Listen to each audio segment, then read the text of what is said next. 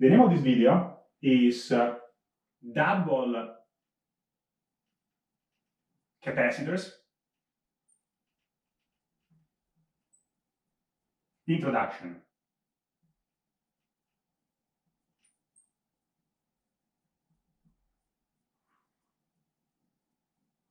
In a previous video, we discussed about single capacitors, which are made from a single conducting material. In this case, let us consider a system of two homogeneous conducting materials in macroscopic electrostatic equilibrium and in normal conditions. Let us call these two conducting objects capital gamma 1 on the left and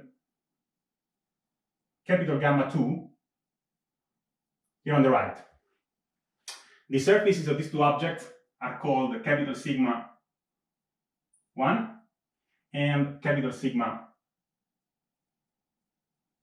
2 respectively. These are the conducting objects. The space in between, capital omega, is vacuum, so there are no charges in capital omega. Given a generic point P on capital gamma 1, in particular on the external surface capital sigma 1 of this object, the normal unit vector at that point on the surface, we call it as always N1. Similarly, for a given point on capital sigma 2, the normal unit vector, we call it N2. And as always, we are in ME conditions, macroscopic, electrostatic equilibrium. That is, the electrostatic field inside the bulk of these two objects has to be zero.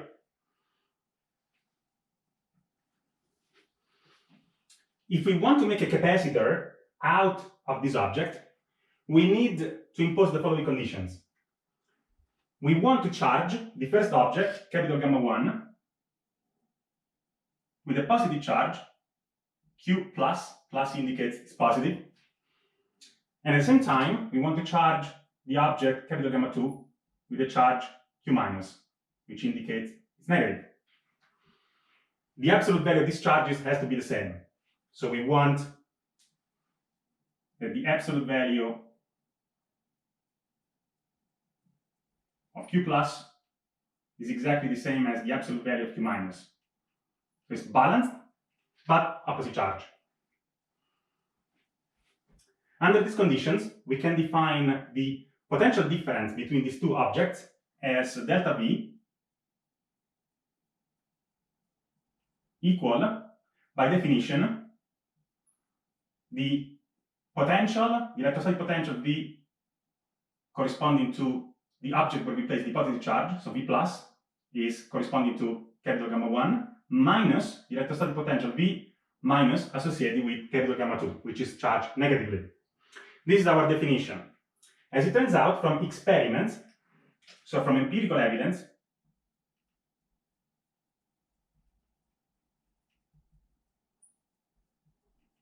it follows that there is a relationship between the charge, positive charge, and the potential difference between these objects, and this relationship is that of a capacitance.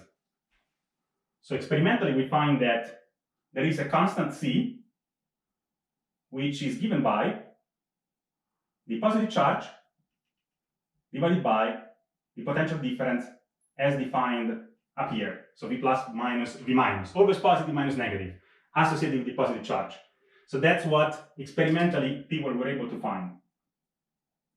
So the knowledge we acquired for single conductors, where we found because of harmonic functions that there is a proportionality constant between the ratio of the charge and the associated potential for a conductor, applies also for a system of two conductors like the one we are considering here.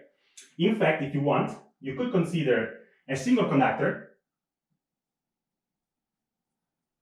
the capital gamma we studied in the previous video, as a system of two conductors where the second conductor is somewhere at infinite distance from the first conductor. Okay, so as if gamma 2 was at an infinite distance, and so gamma 2 is somewhere here behind this infinite boundary, which we already studied, for example, in electrostatic energy. Okay, so that's that this would be, let's call it gamma 1, and this would be our gamma 2 in this case. We just call it capital gamma in the previous video because basically it's only 1. So it's like as the other conductor was at infinity. In practice, so if I have a single conducting object, like a conducting sphere in my lab, the walls of the lab typically means at infinite distance. All right. So now what we want to do in this video, we want to mathematically show that this relationship is correct. And this is actually pretty tedious and pretty complicated. So bear with me in a couple of videos. All right, so how do we proceed? Well, let's look at this problem. It's very similar to that of a single conductor. However, the difference is that now we're considering a system of two conductors. So in order to solve it for the electrostatic potential, we need to effectively solve an external dirichlet problem, but for a multi-frontier system. So this is called a multi-frontier external N1 and N2 dirichlet problem.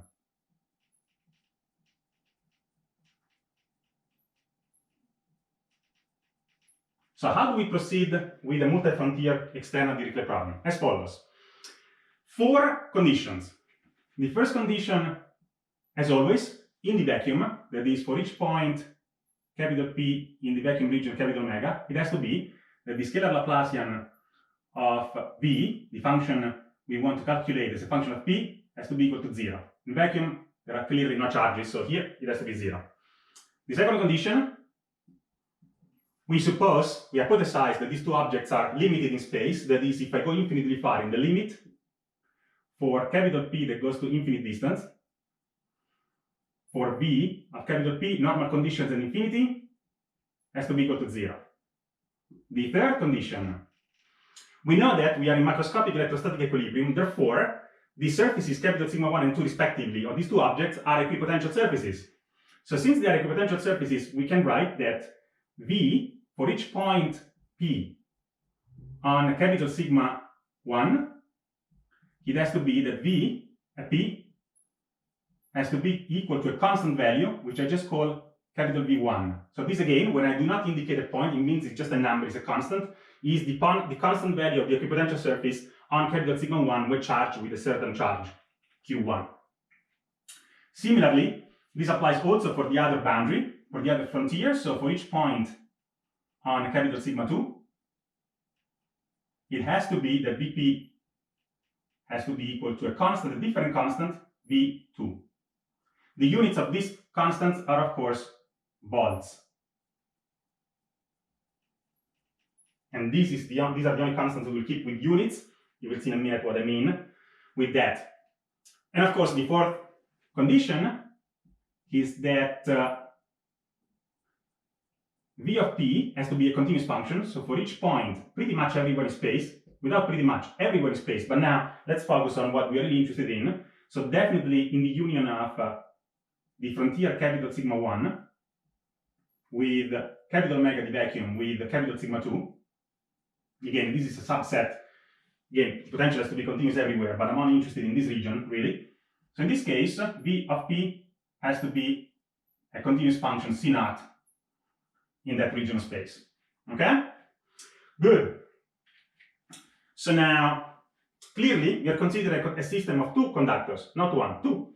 So if you consider a system of two conductors, we imagine that in the case of a single capacitor, so a single conductor, we had an electrostatic potential V, which was pretty much a single function. Now, if we have a system of two, we are going to have the linear superposition of two electrostatic potentials, one for each of the two conductors. It's basically the superposition principle applied to a system of two conductors. If I had 3 or capital N, I would have eventually 3 or capital N electrostatic potential, one for each conductor, which we linearly superimpose.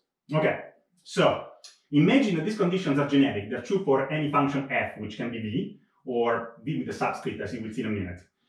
So we want to define a set of auxiliary functions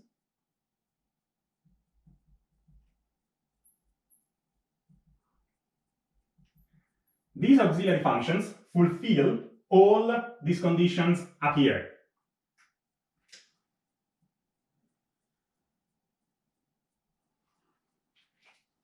In addition to fulfilling these conditions, we want the auxiliary functions to be defined as follows. The first auxiliary function, we call it capital V, 1, 0.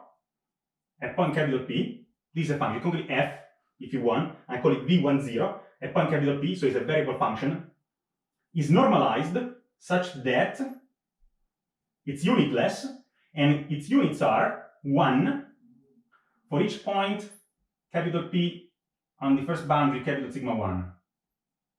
Does it make sense? Yes, because eventually the units are going to be given by this V1, which is units volts. So 1 times V1 gives me volts. And this is the potential which eventually I want that this function has when we go right on the surface capital sigma 1. And it's 0 on the second frontier capital sigma 2. Similarly, we define another auxiliary function, which we call in this case capital V01, which is exactly the dual of this one. Then you generate point P. This is equal to 0 for each point on the first frontier, and is equal to 1 for each point on the second frontier. But again, now the units will be given by V1 and V2, which are in volts.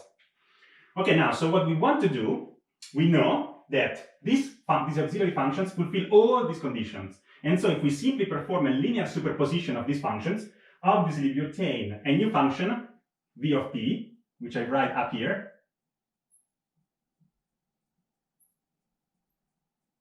which as a linear superposition of this is going to be given by V01, a point capital P. This is the variable part of the function, which has to be 1 on the first frontier, so I need to multiply to give it the right units by V1. Similarly, I need to superimpose it linearly with V10, a point capital P, the second auxiliary function, which to give it the units on the second boundary has to be multiplied times capital V2. Okay, so I let you convince yourself that this result here, which I'm circling in yellow,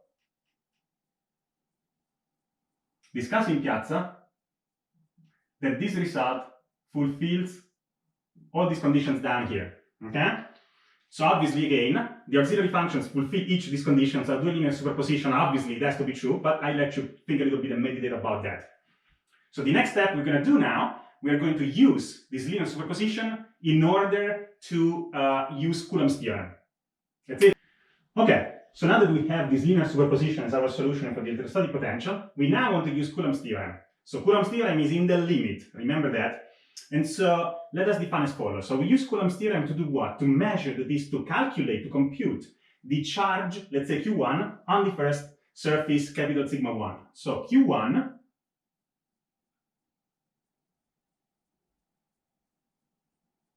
from Coulomb's theorem, I'm already inverting this concept. So it should be Q1 over epsilon naught, so it brings epsilon naught on the right hand side. Since I'm using the potential, I need to remember a minus sign. So minus epsilon naught. The surface integral on the limiting surface capital sigma 1 plus, which again is this surface here,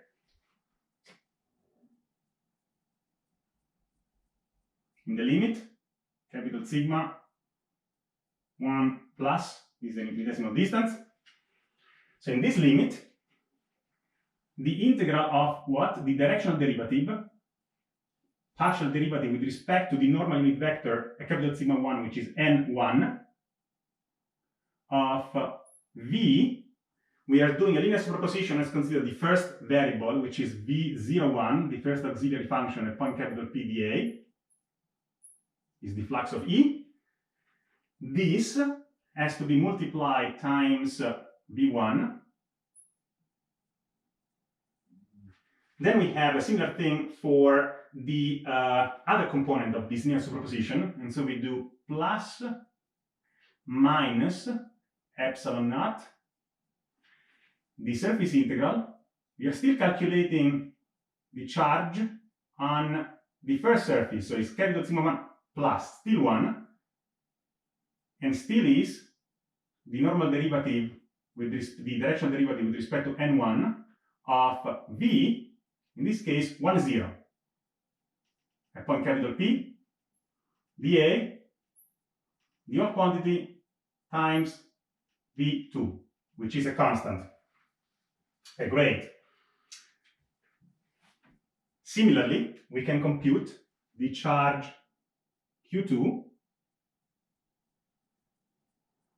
on the second surface, which is going to be equal to minus epsilon naught, the surface integral on the limiting surface. In this case, we are on Q2, so capital sigma 2 plus, which is similar to this one, but on the second surface, directional derivative with respect to which n? N2, of the linear superposition, which is still V01, point capital P, dA, times V1, plus minus epsilon naught limiting surface integral on capital sigma 2 plus directional derivative with respect to N2 again of V1, 0, capital P, dA times V2.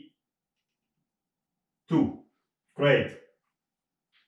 Now, let's put a few brackets here. So let me put a bracket as follows here, all the way to the constant value V1, which is the equipotential surface on the left. Here on purpose I left it plus minus so that I can put a bracket like this here, all the way to capital V2. Down here similarly, I put a bracket here, all the way to capital V1, and similarly here, all the way to capital V2. Now, note this, just think about the units of this. We have a charge, some stuff here in the bracket times a potential, some stuff times a potential. Clearly, this stuff in the brackets has to have the units of farad, so is a capacitance. And in fact, this capacitance up here is what we call a C11. It's on the first surface for the first auxiliary function, which is non-zero on that surface. This is the self-capacitance of capital gamma 1. This quantity, which involves the second auxiliary function, the one which somehow represents capital gamma 2 if you want, but on the first surface, so this is a cross capacitance, C12. So this represents the connection, the interaction between gamma 1 and gamma 2, if you want, okay? So it's something, using a symbol of capacitance, it would be something like this. This is our cross capacitance, C12. Okay, interaction between the two.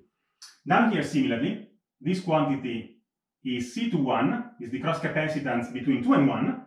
And finally, this is the self-capacitance of the second object, which is C22. Self-capacitance is on the diagonal, and on the off diagonal, you will see in a minute, we can represent this as a matrix, the cross capacitances. As it turns out, the cross capacitances, I will not show it, but C12 is the same as this C21. Okay, and in fact, when we are going to discuss about inductances, in 342 we will do this with Norman integrals. We will also show that for a system of inductors, something similar happens. So the cross inductances in that case, which are called mutual inductances, are also the same. There it's easy to prove, here is a little bit more complicated, so I will not do that. So this is quite interesting because the capacitances only depend on two things: the technology, which is in this case, let's say epsilon naught. In 342, we shall see that if we fill this region instead of vacuum with the dielectric material, we are going to have a different value of epsilon, larger typically. So it depends on the technology, the materials you're using, and on the geometries that you are considering, which is captured by means of this integral. So geometry and technology is what defines the capacitance, okay? All right, so now I know for a fact that students have lots of problems with this, because if you remember our definitions of auxiliary functions, somehow we said that they have a constant value, this one, V01 on capital sigma 1, but it's 0 on the other, and all of a sudden we are calculating these derivatives of something which should be 0 on this surface, right? Is that so? Okay, let you think about that in Piazza. So particularly this integral, this derivative inside this integral, I want that you discuss extensively this in Piazza, because I know for a fact that this is a problem. I believe I already gave you the answer several times in these videos, but I yet know that this is a problem, so think about it. All right, so now this is basically a system which allows us to relate by means of coefficients, which are capacitances, which are constants, the charges with the potentials on these conductors, system of two conductors. So we can rewrite it, again, in simple fashion as a simple system. So Q1 is equal to C11 V1 plus C12 V2, and Q2 is equal to C22 1, V1 plus C2, 2, V2. This is equivalent to this system. It's not good to use systems, it's better to use matrices. So this is in fact the same as using matrices and vectors if you want. So first let's use matrices to spell it out once. So this is the vector Q1, Q2. This vector, we call it Q vector. This has to be equal to a matrix, which is the capacitance matrix, which has 4 elements. The self-capacitances, 1, 1, and 2, 2, and the cross-capacitances, which are actually equal to each other, but I will still write them as different for generality. This we call it C underscore, which means the capacitance matrix, so underscore matrix, times another vector, which is the potential vector, which is V1, V2.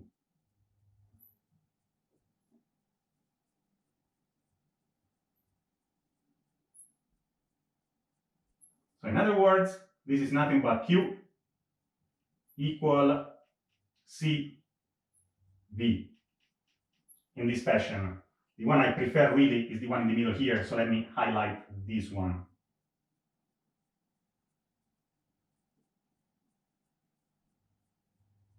Great. Now, it is custom to invert this relationship, and in fact this is an important consequence, because you will see one day that it is possible to represent all these structures by means of classical mechanics, that is Hamiltonians and Lagrangians. And if you do that, what I'm about to do is effectively a Legendre transformation, which I'm about to do here with a simple matrix inversion. I don't want that you really think too much about what I just said of the Legendre transformation, but actually it's very deep. As if one day you really look into this in detail, you will understand what I'm talking about.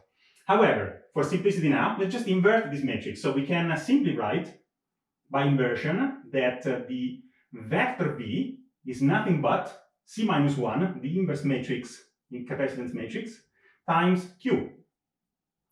And so the coefficients of this matrix are rather simple to calculate for a 2 by 2 matrix. So C minus 1, if it's non-zero determinant, which it is typically. So in this case, we can simply invert it, and it's going to be 1 over the determinant of C. And then the coefficients, we need to swap the diagonal elements, so this is going to be C22, swapping with C11. And here we get minus C12, and here we get minus C21. Simple inversion of a 2 by 2 matrix, where I remind you that the determinant of C is nothing but the product of the diagonal, so C11 times C22 minus C12 times C21, which you could simplify as either C12 square or C21 square, because again they are the same. All right, so this is our inverted scenario where we relate, instead of Q with respect to V, V with respect to Q. And we are going to need this in the next video, where we are going to use it to, and we're going to specialize it to the particular case where these charges are the plus Q and minus Q I discussed here. Okay, we will just call them Q and minus Q for simplicity. So Q1 is going to be Q, Q2 is going to be minus Q. So that's what we want to do. We want to use these equations, specialize it to the specific case, which we actually call a capacitor. So that case is when this system of 2 conductors becomes a double capacitor, really, under these conditions.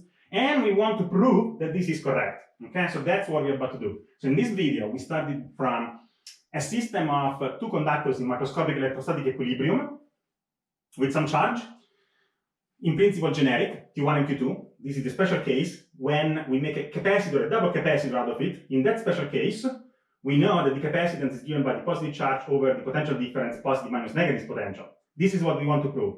Now, we generalize the whole thing to do generic charges Q1 and Q2 for generality in this video. And so the first thing we've done, we solved an external Dirichlet problem on a multi-frontier using a linear superposition concept and all the steps, the 5 steps in that case, of an external Dirichlet problem for a 2-body system. Then this allowed us, this linear superposition, to define Coulomb's theorem, and so to find the charges on the 2 surfaces of these 2 objects by this means, which allows us to define these coefficients, which are the capacitance coefficient, self and cross capacitances, which we can recast in this matrix form, inverted, so that we have both Q as a function of V and V as a function of Q by inverting a capacitance matrix. That's it.